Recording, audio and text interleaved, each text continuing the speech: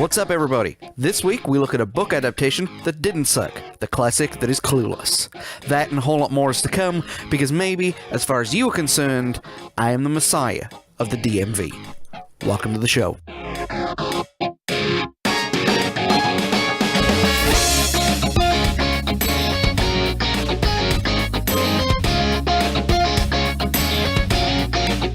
You know, it's not just the DMV that I'm the messiah of. I'm the messiah of everything. You know, it's just... I'm the king of dad jokes is what it is. So, Okay. Hey guys, how you doing? I'm joined once again by not Greg. Hi. Okay, let me... Not Greg here. Not Greg here. I'm joined by Sarah. Sarah, how you doing? I am good. Guys, we love you, and we are committed to this podcast. Yes, we are. Because I would not be recording at the butt crack of dawn on a Sunday morning. Yep. Were we not committed to said podcast. No, it's 7:28 in the a.m. Central Standard Time, and I need a good cup of tea. But no, what happened this week, guys? It's just easy to go over. I think I mentioned last week, the 8 to 5 has undergone some dramatic changes, and my workload has never been busier, which is a good thing. Right. And job security. Hey, yeah. No, it's just me and Greg. We couldn't find the time to get together this week, and then I planned to do it Friday afternoon, and I got sent. Well, I didn't get sent home. I came home because I overshare. No, we just couldn't find the time to do it, and so we've postponed the episode that we were going to do till later on in the series. But instead, I was able to pull something out of my behind. So, yay! On the suggestion of this fine lady right here. So, hello. Yes. So, I just wanted to say a couple of things before we got started, and then I'll see if you want to say a couple of things before we got started. Mm-hmm. I am cringing right now at the state of the world, as I always do, right? Since we last recorded, the tennis tournament happened. I think it was the US Open. Mm-hmm. And Serena Williams and Naomi... I cannot remember her name, which is, again, part of the point, I guess. Serena Williams had a big blow-up at the tournament in the final. And she was, in my opinion, she was both right and wrong. And before anybody gets onto me, including the wonderful Sarah here... she was absolutely right that the calls were wrong, but her reaction to it was, in my opinion, not correct. And any guy who's gotten away with it is also incorrect about doing it, right? But can we all agree that the casual, base, and obvious, racism and sexism thrown towards her, can we all agree that that's happening? Like, seriously agree that that's happening? Oh, it's not just happening. I mean, well... John and I feel a little more strongly on this in a little different way than he does. So, and there has been much debate around Casa Connolly. And I'm just going from a people sporting thing. I'm not looking at the socio-political whatever crap of it. But as more and more is coming out, you can't ignore that kind of stuff. I think it was. Well, this is true. What was it? Was it an Australian newspaper that portrayed Williams as a jumping gay? Yeah, we're not gonna. Come on, guys. This is the 21st century. We're all moderately intelligent at some point.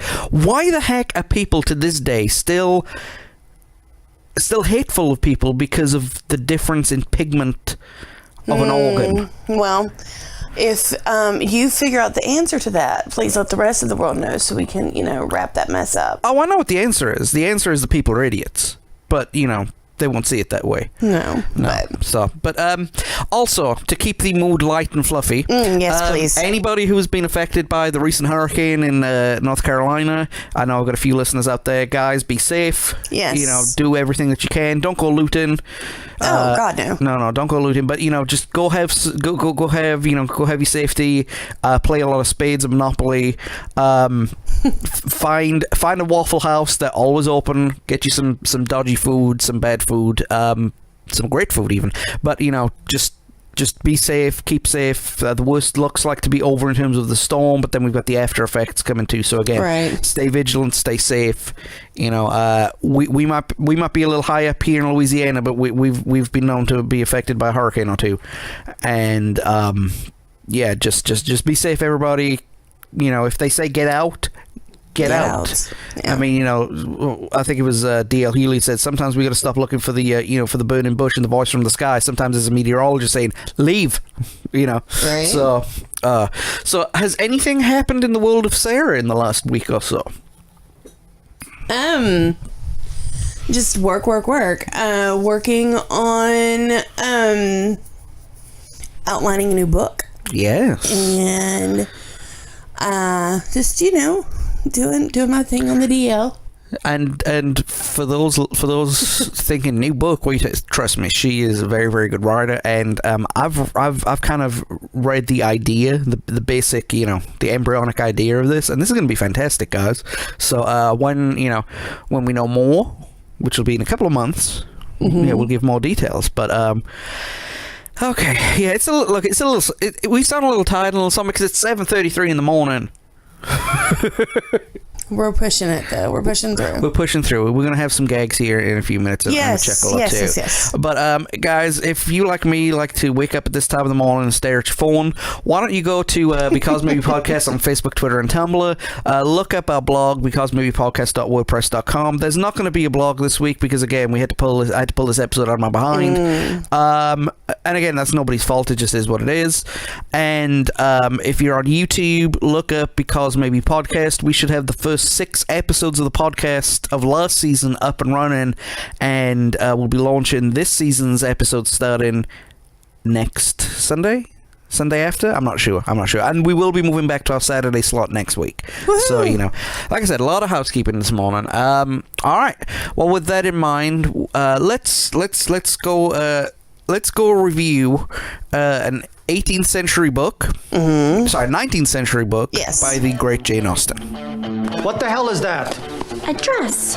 Says who? Calvin Klein. Can't be the absolute and final word in driver's licenses. Girly, as far as you're concerned, I'm the messiah of the DMV. Miss Stoger, my plastic surgeon doesn't want me doing any activity where balls fly at my nose. Well, there goes your social life. It does not say RSVP on the Statue of Liberty. Like right now, for example, the Haitians need to come to America. As if. Review Corner. First things first, I'm the realist. Okay, what we got? You are the realist. I try. Because, you know, sometimes you go rolling with the homies. Yes. Rolling with the homies. Okay, we are looking at Jane Austen's Emma. Yes. That was repurposed and... Yes, reduce, reuse, recycle. Reduce, reuse, recycle into Clueless. As if. Yeah. Basically put the entire thing of the sarcastic teen is based partly off Cher. But right. No, you know, this is a really, really good movie if you've never watched it.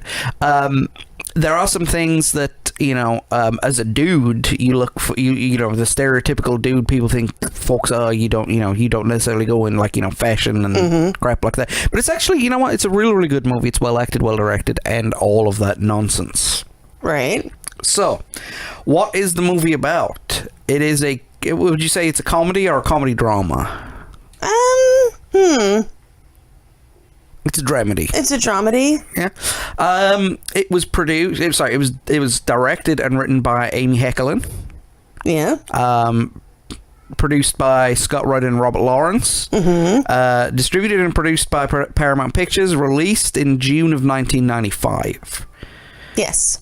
Did a box office of 56.6 million when that actually was pretty high. Yeah, well, that was pretty big at the time. Yeah, because, I mean, you know, you didn't have to be, like, you know, a billionaire to go to the movies. All right. Yeah. And this goes a critical rating of 7 out of 10 on the old Jonometer. Now, you know what the Jonometer is? For new listeners, that's where you take the IMDb and the Rotten Tomatoes scores and you average them out using a complex formula known only to myself. And in fact, I don't even know it. It's just the spreadsheet that knows it. So, but no, 7 out of 10 movie. Little low? I'd give it a solid 8. Yeah, I would too. I mean, and if you want to look at its lingering impact on pop culture, you could even go as a 9. Yeah. To this day, Target is, I mean, literally right now, this season, in 2018, Target is launching a clothing line based off of Clueless. Sweet. So if you want to go get your iconic yellow plaid on, then head over to Target. I want one of those top hats that was worn in Donnie's first scene. Yes. Yeah, that big. It looked like a box. Yeah, it looks awesome. So, as we mentioned, this is based off of Emma by Jane Austen. Mm-hmm. Amy Heckerling, who's, like I said, was the writer and director, was asked to write a movie that teenagers would like. And she remembered that this was one of her favorite books, that Emma was, so she converted it into modern times and whatnot. And I think that was really, really important because, you had things like, I don't know if it was before or after this, but you had Romeo and Juliet. Right. And that was basically a word-for-word adaptation of Romeo and Juliet. They used Old English and everything. Yeah, which, I will smite you with my sword as he pulls out his gun. Right, and it was good, don't get me wrong, but it was just like some weird, it was just that was Boss Lerman. That's a whole other episode. Yes, and that will be coming at some point. Don't know when, don't know where, but it'll be coming. Yes. A lot of the jokes, in-jokes, and references that went over a lot of people's head that weren't based on pop culture and stuff like that came from Fast Times at Ridgemont High, which is Amy Heckerling's, what do you say, second biggest movie after Clueless? Yeah. I mean, most well known, at least. Yeah, I mean, it depends on the audience. Yes, so, I agree.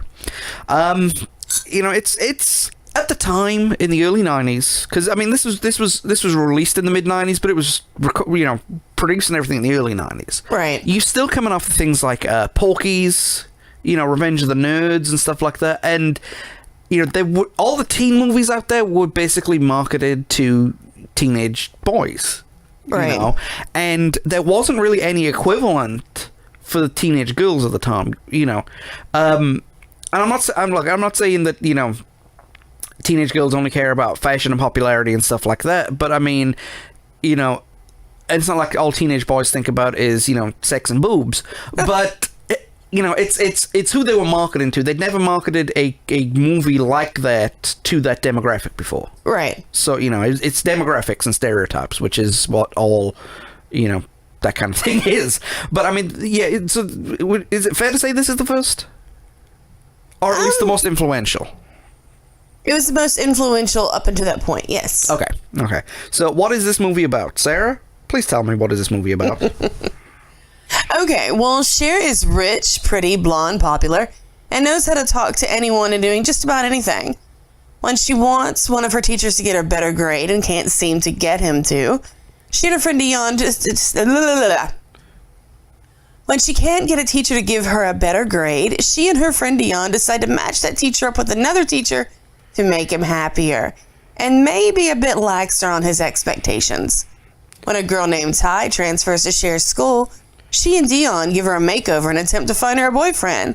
Cher soon realizes that she wants a boyfriend herself, but no one seems right. She goes to a spiritual makeover and realizes there's more to life than clothes and popularity before she finds the boy of her dreams. Ew. And sometimes he's right there. Yeah, he is. You'll see why I'm going, if you've never seen the movie before. Okay, right, yeah, all right. So, the cast on this, okay? All right, so here's the thing. Alicia Silverstone. Yes. Cher. Yes. Amazing. That was just the best casting, right? That girl. I'm going to skip two people real quick. I'm going to touch base on Brittany Murphy. Yes. This was our first big glimpse into Miss Brittany. Yes. And she was amazing. Oh, yeah. And I know we're going to talk about Brittany more here in a minute later on. Will. But as far as the first introductory roles to everyone, she killed it, and she was amazing. And I also want to touch base on the two vampires on the cast. Okay, let's back up for a second. Stacey Dash was 28 when Clueless was filmed and had a son in school. She had a son in elementary school while filming this. Now, if you've seen this, She looks the youngest. right, Dion, yeah, she looks the youngest, and to this day. But I will say this, dang girl. I mean, this lady, I don't know what your secret is. I don't know if you're bathing in the blood of virgins who can't drive. I'm not quite sure what's up with this, but it's like, you know, you keep on. You do what you do. That those genetics are just yes. Okay, and our next vampire. Okay, many years before Ant-Man, Paul Rudd was in Clueless. Paul Rudd was 29. Good Lord. He hasn't aged at all. And now he's on like that Marvel juice. I don't know what they give him there either. Big contracts and lacks expectations. Oh, shut up, you. No. But no. So between Paul Rudd and Stacey Dash, good night. Yeah, because I mean, you know, it was just those two look exactly the same now as they did then. Donald Faison does too, for the most part. Yeah, minus braces. But I mean, yeah. But he looked old. He looked old during the filming, though. No, he didn't. Well, not old, but I mean, you know. Yeah, but you watch an episode of Scrubs and compare it to Clueless, and that, like 20 years later, and he looks the same. Yeah. You know, when you said, I'm looking at my notes right here. When you said Donald Fish, and my eyes crossed because it's 7:45 in the morning. Yes. And I read his character as Cher's dad. Oh yeah, no. So it's my eyes squinted. I was thinking of Dan Hader. No. So it's my apologies, though. I know you two guys couldn't look more different if you tried. Right. But I mean, yeah, I think all of the cast. Breckin Meyer hasn't aged at all either. Neither's Wallace Shawn. Okay, that's not really fair, though. I think he was born looking like a 50-year-old. Inconceivable. I mean, okay. He's got the most distinctive voice of anybody with a serious voice. You know what I mean? Even more so than, say, Gilbert Gottfried or Fran. Right. You know, he's got that voice that you would say, oh, it's him. You know, but okay. We you know, whenever I talk about these kind of films, whenever I review film, one of my things is, oh man, the cast was perfect. The cast was perfect. The cast was perfect. And what I mean by that is, look, I don't know these characters inside and out, but just the chemistry that they all had together, like you genuinely felt that the characters who hated each other, the characters who liked each other, right? You know? And I think that was due to, again, great casting. Oh yeah. You know, as we look on later, how different this cast would have been if the studio and the directors got their first choice in a lot of things. Right. Because the rejected cast looks like a who's who of 90s teen comedies to begin with. You know, it's like everybody and their mom showed up, and it just, you know. Me, yeah. Right. Well, we do have the director. She makes a cameo as the maid of honor at the wedding at the end of the movie, and this I didn't know. Herb Hall, which is a school principal, right? He played the school principal. Now, Herb Hall is not an actor. Herb Hall is an actual school principal. But apparently, Wallace Shawn's character is 100% based off of that dude, and as a thank you to letting her rip off her old debate teacher, she made him the principal of the school. That's cool. Yeah, because I think Wallace Shawn's a great actor. Don't get me wrong. He's just got that. He looks like a troll, and you know, so it's just, but you know, yeah, it's just what it is. It's what it is. So this movie, I mean, like I said, this movie is based off a book. Themes. So we have shallow priorities. Yes, and you know, and I don't mean it like, you know, fashion and stuff like that or anything like that, but the priorities that all these characters have are not malicious. You know, for the most part, and yeah, for the most part. I mean, a lot of the movies what we've looked at that have, you know, the guys have shallow priorities. They do it because they knowingly selfish, right? And a lot of these characters don't realize how selfish, self-centered, and stuck up they are. Right. You know, until they start, you know, developing through the movie. Like Cher, for example, doesn't realize that she has a caring side and enjoys helping people until she does the first matchmaking segment. Right. I mean, she takes Ty under her wing because she's the, quote, ugly duckling, you know. I mean, yeah, it's all done with an ulterior motive, but it's not done with a malicious motive. Yeah. Right. You know, she genuinely thinks she's trying to help these people. Even Right. though it's going to benefit her as well, but she's not looking out to hurt anybody. You know, and that's fair. You know, Yeah. that's fair. And she does have the stereotypical rich girl problems, you know, sex, popularity, fashion.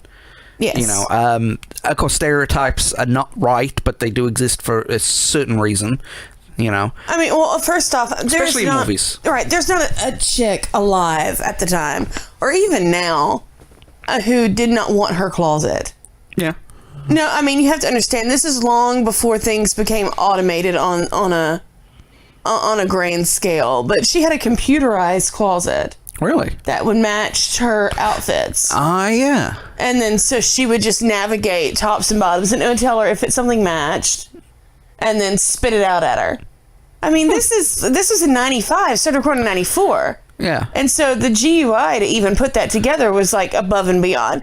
So her freaking closet was like, that was some next level ish way back in the day. Oh, she'd be so mad at the Instagram feed filter right now, the algorithm there. Right. Right. Yeah, I mean, you know, technology in 90s movies. You know, you had Jurassic Park with a whole park with 2 billion lines of code, and now you have algorithms on closets. Right. You know, full on, they'll be putting that stuff in fridges. And I guarantee you'll be able to play Skyrim on it. Right. Cher does see long-term relationship as pointless because she's a 15-year-old teenager, but then becomes an obsession because, like most teenagers, if all of your friends have something, you have to have it too. Well, yeah, you don't want to be the only person without somebody. Yeah. Sometimes it's not right for you, but oh well. Right. And not just feeling that left out in relationships, she's the only one of her group of people who can't drive. And, Yeah. you know, she couldn't, quote, renegotiate the test. Wink, wink. And she was described as, quote, a virgin who can't drive during an argument with Ty. And that led to getting, like, soul searching and a little bit of depression. Harsh time. Yes, that was very harsh. But, you know, if you make the monster, you've got to deal with the Right. cause, you know. Because she did make that monster. And I don't mean monster in a bad way. You know what I mean. Oh, no. But also it's got to do with intense emotions of, like, love and hate. Yes. You know, all the film's love interests genuinely appear to care for each other. You know, and... not just that, but, like, if the guys and girls who weren't interested, you know, also made their feelings very, very well known. Right. I mean, well, it's like, I mean, Mean Girls, which came out later, is Yeah. the 2000s version, basically, as far as popularity goes. Okay, I can see that. Mean Girls was not based on, I mean, there was a lot of malicious there. You know what I mean? Like, Yeah. people didn't have, like, good motives. Hence the title of the movie. Right? So, I mean, the difference between Mean Girls and Clueless is that Clueless, you know, at their core, they're all selfish and self-absorbed. Yes. But a lot of that is situational and environmental. But at their core, at who they are, they're not bad kids. No, they're not bad people. They're misguided and they're spoiled. But, you know. Their hearts are in the right place. Right. Or at least they're trying to put their hearts in the right place. Right. And whereas Mean Girls, it says in the title, mean. Right. You know. But I mean, yeah. You can tell he hasn't seen Mean Girls. It's okay. I'm messing. No, I'll be honest, I haven't seen Mean Girls. I didn't even know Mean Girls was a movie until like 6 or 7 years after it came out, when everybody started talking about it again. You know, I mean, you got to understand, when Mean Girls came out, I was in film school watching things like, you know, Clockwork Orange and Texas Chainsaw Massacre and Silence of the Lambs and Kill Bill and, you know, movies. And this has been the hipster segment. No. None of those movies really are hipster, though. No. I mean, you know, I mean, if I went and talked about Lahane, then yeah, I would be going hipster. Okay. Or Run Lola Run. Yeah. That was a good movie. Run Lola Run is a fantastic movie. Okay, so anyway, sorry. yeah, we're off track. So anyway, But I mean, so that came to like the love and acceptance of everything. Right. But then all the like, there's in any kind of movie where there's one click, there's always two clicks that are always snipping at each other, and you could genuinely feel that there was animosity between the two sets of actors. I don't think there was, but they had that chemistry where you believe that they didn't like each other all round, you know, taking yourself out of the film. Paul Rudd, Josh, takes many shots at Cher's shallowness, but shows genuine affection, and they share the emotional bond. And this is where I was all, ugh, because you do know that Josh is Cher's stepbrother. Yes. Ugh. But they weren't raised as stepbrother and stepsister. Like, he was a late in life, later stepbrother, and then the parents were divorced too. So he was like, I mean, he had only been her stepbrother for like a few years. I thought, now correct me if I'm wrong, it was in the canon of the story, Cher's mother had died. Yes. No, I thought Josh's mother had died too, and that Cher's dad was a double widower. Okay. It is 7-something in the morning. I'm probably wrong. I'm probably wrong. Somebody rewatch this and let me know. Yeah, we tried to watch it last night, and yeah, it's not on Netflix anymore. It was 2 days ago. Yeah, I have slept. Or not slept, rather. Since then. So, yes, sorry. Okay. Yeah, sorry. You're going to hear a lot of that this morning. Right. So there was some Deliverance-esque brother-sister. Get Iggy Pop to play do, right? But also Cher's dad, I mean, going back to the dad, you know, he genuinely loves his daughter, even though he's completely exasperated 80% of the time with her. And he actually does care for Josh as like a son, you know, right. Even though he can be gruff. Yes. But he's a high-priced Beverly Hills lawyer. I mean, you know, you're not expecting cupcakes and kisses, you know. Right. You know, so when I first watched this movie, I was a teenager, and I was trying to get some advice on how girls think. Because was that like Cher Kardashian? That's a very, very good. That's a good analogy, I guess. That really is a good analogy. You know. I mean, like if Robert had not have passed. Okay, let's flip your analogy just a little bit. Okay. Are the Kardashians Emma? I mean, because at the end of the day, Courtney maybe. Because at the end of the day, you know, it's high price lawyer, Beverly Hills. I mean, and that didn't they run a clothes shop for a long time? So you know, it's possible that the whole mystique is formed off of this one movie. Would we have the Kardashians if we didn't have Clueless? No, I don't think we would. Really?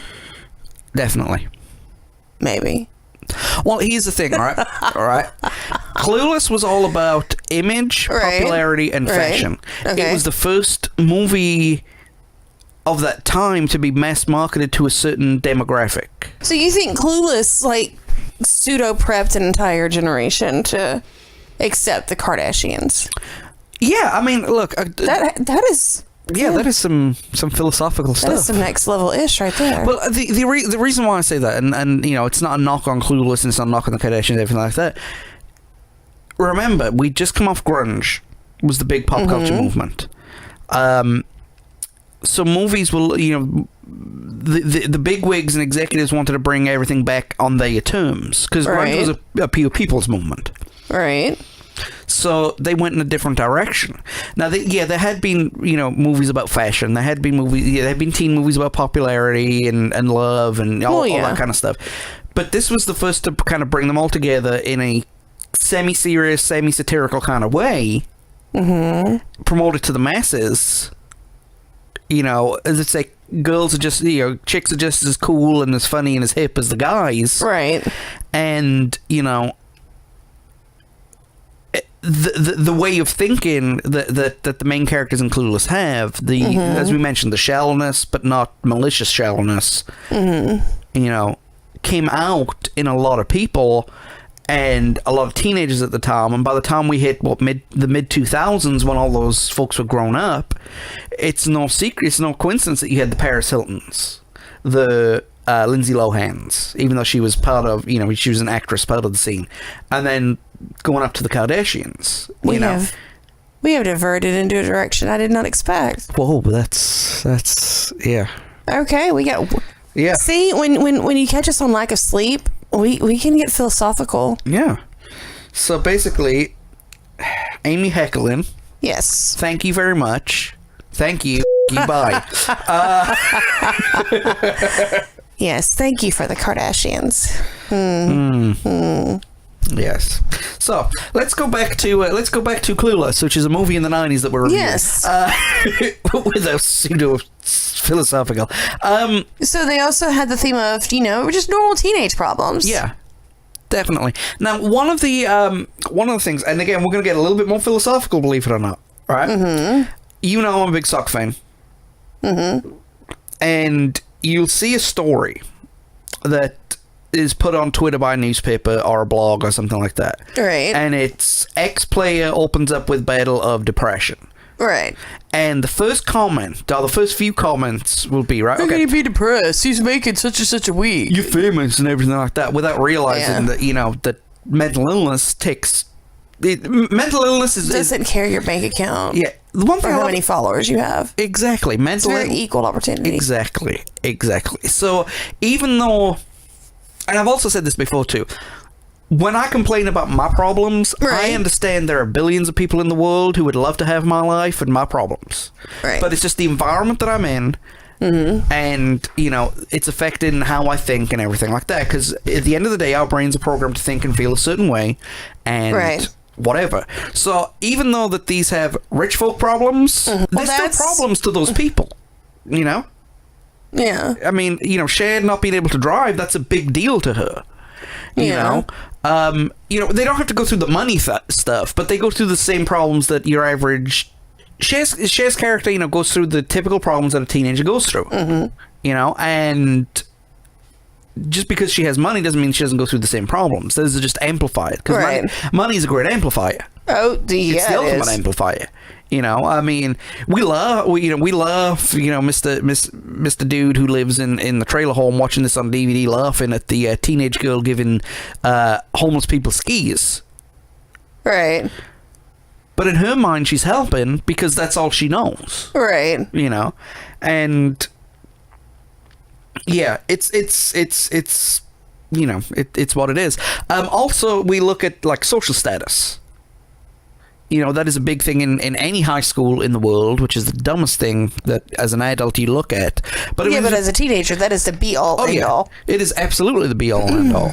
And it's ironic that we just mentioned that the teenagers are all about their social circle, and even the older teenagers, the 19-year-olds, the 20-year-olds, the ones that are like, yeah, it's a waste of time, trust me. Right, you don't really grow out of that until college. No, and when you realize that, oh crap, I've got to do my work and it's got to be serious. Hint, hint. And I mean, the characters are naive too, as well. Cher gets robbed at gunpoint. Right. And it's a funny but awkward but yet sad scene too at the same time. She doesn't want to the guy's got a gun to her head and she's worried about her outfit. And it kind of reminded me of that episode of The Fresh Prince where Carlton was racially profiled and he didn't realize he was being racially profiled. Yeah. And even though everybody around him was saying, dude, shut up. Right. So, it's one of those things that is what it is. But we also talk in the movie, or they actually talk in the movie, about sexuality and sex. Cher's original love interest. The dude called Christian. Yes. He's only there for half the school year because he was with his mother for half the year and his father for half the year. And she tries everything that she can to get in his pants. Lord, yes. But he's gay. And he's openly gay, but he's not openly gay. He's not, he's not, hello, I'm Christian, I'm gay. That's not how he introduces himself. Right. So, she doesn't know. And only when she's told by Murray, that dude's gay. You do know that, right? But the good thing is great filmmaking. Great filmmaking because they subtly point out his sexuality through the movie. Right. For example, when he's on the phone in the museum and he's talking to Cher, the painting behind him is two guys embracing. Right. He's watching movies, Some Like It Hot and Spartacus, that involve cross-dressing seduction and a master trying to seduce his male servant. Right. You know, it's the viewer knows with a wink and a nod, but the characters are, for lack of a better word, Clueless. correct. Cher's virginity also becomes a millstone around her neck, especially after Ty's insults and Donnie and Murray finally getting it on after a car accident. Not a car accident, a car miscue. Oh, that poor freeway. That freeway is the catalyst for so much in this movie. Yeah. That's kind of, you know, her reaction when she gets on the freeway and starts freaking out and hollering. That's going to be what happens when I finally learn how to drive. Okay. You know, so... You know, and that freeway stuff, you know, it's a major point in Cher's life, not just in Murray and Dee's, because once again, she's feeling left out of everything. All of her friends are hooking up, having sex in relationships. Man, I want that. And I don't think she realizes why she wants it. I think it's more she wants it because, again, everybody else has it. Right. You know. And obviously, we're going to look at the cluelessness of the situation. You know, God bless Cher. Haitians. Yes. I mean, she's trying to be noble, but Haitians. But actually, I mean, that wasn't scripted. No, actually, that was Alicia Silverstone not being able to say Haitians. And it kind of, you know, the Amy Heckerman said, you know what, that's brilliant, let's keep it in, don't correct her. Let her say it wrong, don't correct her. Don't even tell her that she's wrong, because it kind of strengthened the character. Even though it was unintentional, it strengthened the character. Because if she'd have walked out saying Haitians, it wouldn't have, you know. But you know, God bless Cher, because there is not an RSVP on the Statue of Liberty. You're goddamn right. Speaking as an immigrant. But I mean, she sees everything as being negotiable. Right. Because, I mean, her dad's a lawyer. Right. You know, you do this, I'll give you this. So, like, when she gets a bad grade, she tries to negotiate it. When she fails a driving test, she tries to negotiate it. She just tries and tries and tries to get her own way by manipulating the situation without realizing that her age dictates that not many people are there's willing not a to whole listen. lot of... Right. You know, but she's trying, God bless her. At least she's not demanding it. No, she's not demanding. It's very quid pro quo. Yeah, I mean, there's a real half-touching scene, I call it. Her dad's got the grades, looking at it, and he calls her into his office, and he's like, you went from a C to an A minus. What did you do? And he's like half accusatory, so he's like, did you do extra credit? No. Extra work? No. Are you meaning to tell me that you talked your teachers and going from a C to an A minus? Yeah. That's my girl, you know, that kind of way of doing it. And the thing is about Dee, she's a great character, and she is actually, if they were to make Clueless now, Dee's character would be the main character and Cher would be the sidekick. Right. Because the sidekick now usually is the more, again, hate to use the word, overuse it, but the more clueless and the more naive of the two. Right. You know, but Dee is equal, smarter, just as rich, more laid back, but she's got this blind spot of Cher's got this crazy idea. Christ, I'll go along with it, you know? Right. But you know, it's I mean, nowadays it's the other way around. You know, the lead, smart, confident one is the one thrust out the front, and you know, the dumb one is put in the background as comic relief. Right. And, you know, but I mean, all the characters are a little clueless when you think about it. With the exception maybe of Josh. Well, yeah, but that was the point. Out of all the kids, you know. Right, but that was the point. I True. mean, he was supposed to be beyond that. He was the college kid. Yeah. You know? Yeah, that's true. That's true. And he did... the early part of the movie, too, he's an annoying character. Because you don't like him because you want to side with the main characters, you know? Yeah, but he is so over all the drama and the vapidness of everything. Because he is in college, and he's in past law, that now. I mean, he's in law school. Right. You know, I mean, you don't get, talking about, oh shit, you serve coke here at law school. Right. For $50,000 a semester, you better serve right. Monet or something like that. So it's La Croix. Yes. I don't know what that is, but it sounds expensive. It sounds it's French. Cardboard tasting water. Ah. So Evian. Yes. No, not Evian. Perrier. Anyway. Same thing. Well, yeah, La Croix. Yeah. Anyway. So, I mean, that's basically the themes of the movie. Do you have anything that because I know you're more familiar with this movie than I am. And anything, like, outside of that that's worth, No, I mean, you pretty much nailed them on the head. Sweet. So right. I'm proud of that because, we're going to take a quick look under the hood, behind the scenes, whatever you want to do. We already mentioned that the Alicia Silverstone with the Haitians line. I feel sorry for the production crew because they spent like a month hanging out at a Beverly Hills high school to get a feel for all the slang and the people and everything like that. Okay, was it a Beverly Hills High School or is it the Beverly Hills High School? My notes say a Beverly Hills High School. If it was the, that means they were hanging around the same school that they were doing 90210 in. Ah. So. But yeah, all those guys were over 30 though. With the exception of maybe Tori Spelling. Yeah. But she was only there because of Daddy. But that's another story for another episode. But I mean, imagine, right? Going through film school, learning the ins and outs of making a movie, and then your assignment is to hang out with a bunch of teenagers for a couple of weeks. Yeah, it could be worse. It could be worse. It could be. But you've got here that I did not know this, that Paul Rudd auditioned for 4 roles in this movie. Yep. Including that of Murray. Yes. So what? I mean, he assumed that Murray was just a white kid trying to act like a black stereotype? Yeah, pretty much. He thought that he was a Vanilla Ice type character. Word to your mother. Yeah, pretty much. He's like, the classic quote unquote, air quotes I'm using, white boy trying to act black. Gotcha. And it just, so in the end, he was cast as Josh, but he went for basically every single major male teenage role he went for, and he ended up with Josh. I guess they gave him the pity role, right? Because he's auditioned 4 times. Just give him something, There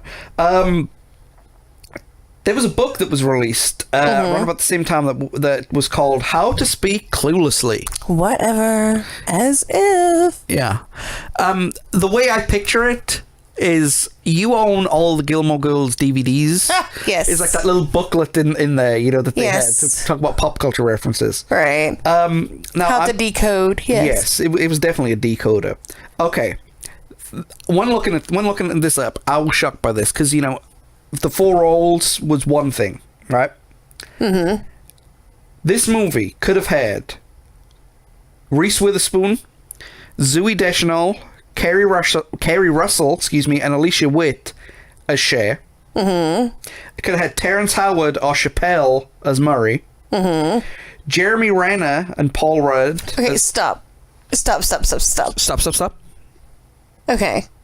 So you're telling me that we could have had Hawkeye and Ant-Man on screen years before we had an Avengers? Yeah. With Buffy. That's right. And Batman. Oh, yes, because Josh Renner also auditioned for Josh along with Ben Affleck and Zach Braff. Which would have been... hilarious for Scrubs fans. Yeah. Right. And so for Travis, you had Owen Wilson and Seth Green. Yep. If they would have made it a couple of years later, Owen Wilson would have got it. Ty... I could not see Leah Remini as Ty. She had the look of being just a little bit older at that time because the King of Queens wasn't that far around the corner. Right.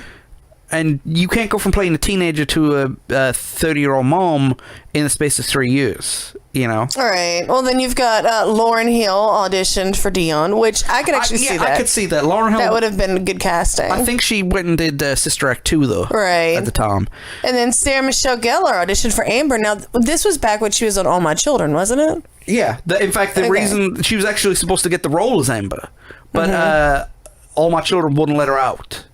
And in the end, she quit a couple of months later and went to do something called a small TV show called Buffy. Yes. Yeah, I think it was good. You're looking at this list, right? The only people who are missing from the who's who of 90s teen comedies is Ryan Felipe, Matt Damon, because Affleck's in it, Selma Blair, and Freddie Prinze Jr. Yeah, I can see that. They're the only people who didn't have... Parker Posey, yeah. Yeah, they didn't have any kind of, anything to do with this movie, including audition time. Well, considering Owen Wilson's there, do you think that, Vince Vaughn is upset that he didn't at least audition for it? Possibly. I mean, okay. Even though this book is even though this movie's loosely based on Emma, it does hold the correct themes. Right. Maybe the plot is different, but all the characters are based off of a corresponding character in the book. Right. Like, for example, Dion in the book is Emma's sister rather than the best friend. Right. And just goes through, so on and so forth like that. Which, very, very sneaky, I thought. Well, it's actually great writing. Yeah, no, that's what I mean. Very sneaky. Sneaky. But the sneaky writing makes it, makes it whatever. But even though it's based off of a book, and it's not advertised as being based off of a book, it still keeps the book elements to it, Well, yeah. So, interestingly enough, did you know that Cher lives with the Muffin Man? The Muffin Man? The Muffin Man. Really? Yes. She lives on Drury Lane. At his address. That was a very, very good in-joke. Plus, a lot of jokes from the 1958 movie Jiggly, whatever. Not the crappy one with Affleck and Jennifer Lopez. So not Geely, but Gigi. Okay, yes, there's an L. I can see an L. I don't wear my glasses. Like, for example, the Calvin Klein dress where she comes down the stairs and Josh is like, oh, that's awesome. And that's when he figures out that he has feelings for Cher. Cher's walking past the fountain, and when it twigs to her that she has feelings for Josh, the fountain erupts. That was both from Gigi. Very good homages. And the weirdest thing in this movie, right? You go through acting school, you go through all these auditions.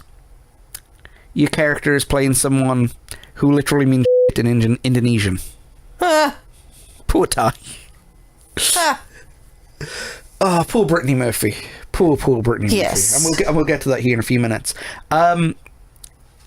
This movie, okay, we've looked at all the fun, all the facts. We got a couple more things to go through. Soundtrack. This was about the time where, I think it started with Clerks, where you had a soundtrack that was more contemporary rather than just orchestral backing. And looking at some of these songs, this is a really, really good album. Oh, yeah. Yeah. The only thing missing from here is No Doubt. Yeah. I mean, they did use About a Girl a couple of times. Now, the reason I used it in my little stinger at the beginning is because I was looking through trailers, and that was the main track that they used behind it. So that's why I use it. But I mean, there's All the Young Dudes, Fake Plastic Trees, Kids in America, and of course, one of the most famous songs in the movie, Rolling with the Homies. Rolling with the Homies. That's right. How do you do it again? So, I think this movie's great. I really do. I think it is a definite, solid 8 to 8.5 out of 10 movie. Definitely. I can see that. And you said yourself you give it a solid 8, right? Yes. Yes, I do. Okay. So, what did this movie bring about into the world? Right. Well, for a start, Izzy is first things first on the real list. Yes. Izzy Azalea. Yes. Yes. Iggy Azalea. Yeah, I don't think Fancy. The video would not. The video helped push that song through. Yeah. And that would not have happened without the movie. No, because I think it's a complete, homage, should we say. Like we mentioned earlier, this was considered the first female teen movie in popular culture, in the same vein that like there was a lot of male movies out there. And you had Cruel Intentions come out after that, Jawbreaker, Mean Girls, You know, just these things that centered around the same kind of themes, Right. without it being a horror movie. Because I think, you know, a lot of these movies have the comedic elements in there, but it's like Carrie, you know. Right. You know, you're not seeing things from Carrie's point of view, you're seeing things from a tormentor's point of view. Not her crazy mama, though. They use so much plaid in that movie that now all the wardrobe is considered iconic. Well, again, like I said, that plaid right now is available at your local Target. Yeah, definitely. So... the slang is now pop culture. As if, whatever. Yeah. So, you know, even to this day, I mean, kids who never saw that movie are saying those things, you know? So it kind of made it into oblivion. But unfortunately, there is a slight bit of tragedy with this movie. And Brittany Murphy, Yes. who played Ty, Yes. the ugly duckling turned into a beautiful swan, Yes. tragically died in 2009 due to complications of pneumonia at like 32 or 33. Right. And, you know, in Hollywood, when somebody dies young, the first thing they jump on is Drugs. or Right. something like that. And everybody was saying, yeah, pneumonia, wink, wink. What's pneumonia code for, you know? Right. And a lot of people, that theory kind of fell apart when a few months later her husband died in the same house from the same circumstances. And, you know, it's an absolute tragedy. And not the rumor, but the belief going around, especially from Brittany Murphy's family, is that the house had like a severe mold problem that they couldn't find out. And it caused the symptoms that, you know... That's freaky. Yeah. Because, I mean, two people die in the same way in the same location, there has to be a common cause, you know? And, you know, Brittany Murphy was a great, great underrated actress.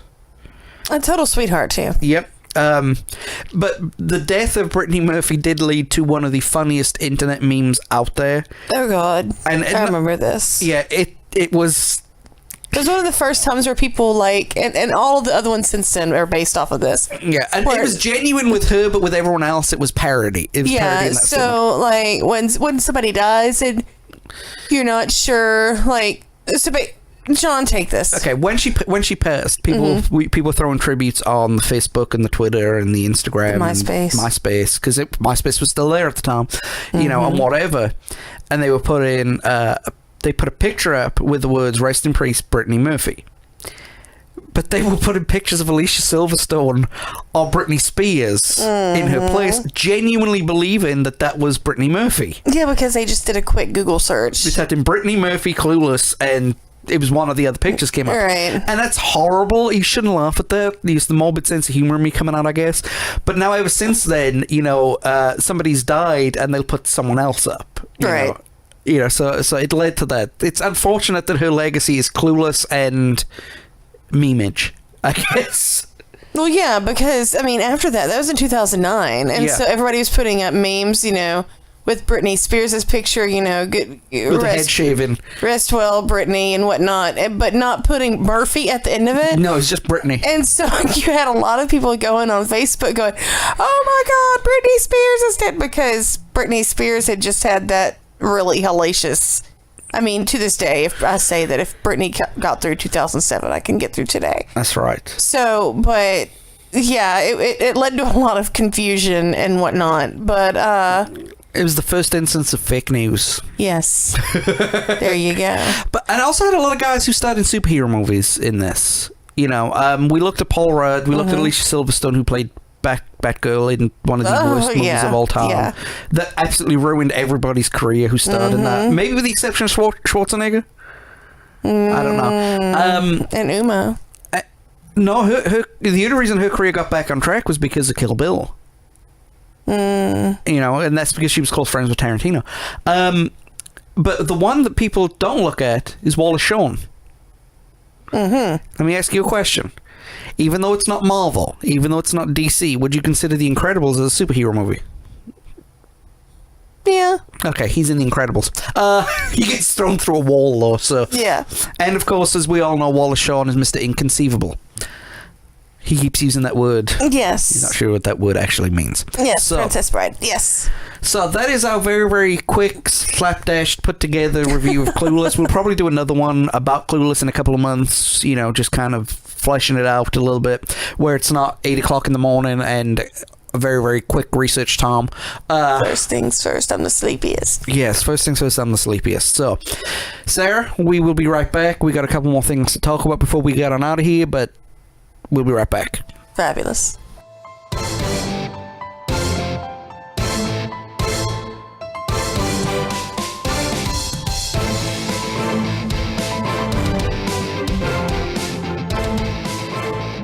Okay, guys, thank you for listening to that. I know it was a little choppy. But yeah, Clueless, great movie. If you haven't watched it, go watch it. Guys, if you're on social media, Facebook, Twitter, Tumblr, look at Because Maybe Pod. Yep, because we actually have a social media question this week. Ooh. Because we couldn't ask one about Clueless. We don't have one to talk about. However, I'm going to ask you this. Next week, we're going to be looking at Donkey Kong Country. Mm-hmm. So, the Donkey Kong series on the SNES, was it better than the Mario series on the SNES? Ooh. Now, look, Mario's an iconic video game series. We all know that. Right. But on the SNES, Mario produced some really, really good games. But would Donkey Kong's better? That is a good question. That is a good question. What do you think? Because I'm not going to have you here next week. So what do you think? Oh, I'm putting you on the spot here. you Mainly are. That's good. Because, you know, little counterpoint kid in there seems to always bring up Diddy's Conquest as Yes. like the best game of all time. Yes. And I can't stand it. But, yeah. So with the Mario series, was the Donkey Kong series better than the Mario series? I think. I don't know, man. I'm kind of leaning towards the counterpoint kid over there. Well, my humble opinion, for what it's worth, is Your not so humble opinion. my not so humble opinion is that the Mario series hit a level, right? That all their games hit. The Donkey Kong series had one game that surpassed it, and the other games underneath it. You are debating this entirely too much before you actually get into the show, dear. I know. Me and Greg will take care of it next Yes. week. You asked my opinion, I gave it. I know. I'm not trying to debate. I promise. Look, it's still 8:30 in the morning. Coffee! You can have coffee. I need some tea, but we don't have any non-frou-frou creamer. Yeah, Have you ever tried drinking PG Tips with French creamer? Did you guys hear, like, how Irish he sounded just then? Well, I'm descended Just from want drinking. Yeah, the name Connolly is a very, very Welsh name. You know, even though I'm Welsh to the bone, it's like I'm still Connolly at some point. But no, Sarah, it's been great to have you on. Well, thank you. Thank you for waking up early this morning and dealing with me and not Thank being you for irritated. fixing my coffee. Oh, not a problem. Not a problem at all. Now, I go off into the abyss to get this thing edited to make sure that it's out before 12. Guys, you have a wonderful, wonderful weekend. We will hopefully be back Saturday morning next week, Saturday afternoon next week. Again, you know, dodgy stomach and bad, I don't know, I'm rambling, it's 8 o'clock in the morning. Y'all have a good weekend. Toodles, and we'll see you soon. Bye.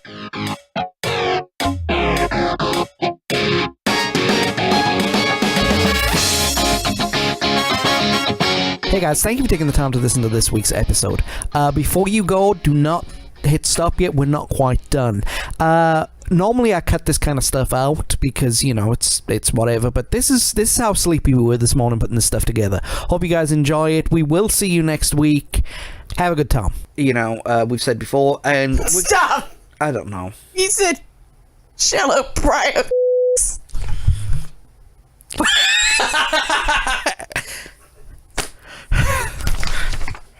Oh shit, I did, didn't I? I'm leaving this in. We're gonna leave this in. Oh my god. Oh my god. Yes, so we're gonna look at the themes of the movie, and Sarah, we're gonna One of the themes is supposed to be Cher's kids. One of the themes is supposed to be Cher's shallow priorities. but it comes out as shallow priority. Damn you, Microsoft would. Microsoft, Are you gonna have to bleep that? Huh? Are you gonna have to bleep that? No. Are you gonna have to put a soft bleep on? No. Well, you're gonna have to then. Yeah, but say the, you know. I'm sorry. Y'all, it is too early for this mess. All right, we're gonna pretend that we cut all that stuff out. Wink. So let's talk about the themes of the movie. We got shallow priorities. It's like that episode of Bottom I watched last week where the set broke down and they saw the bit that they weren't supposed to see yet. Right, okay.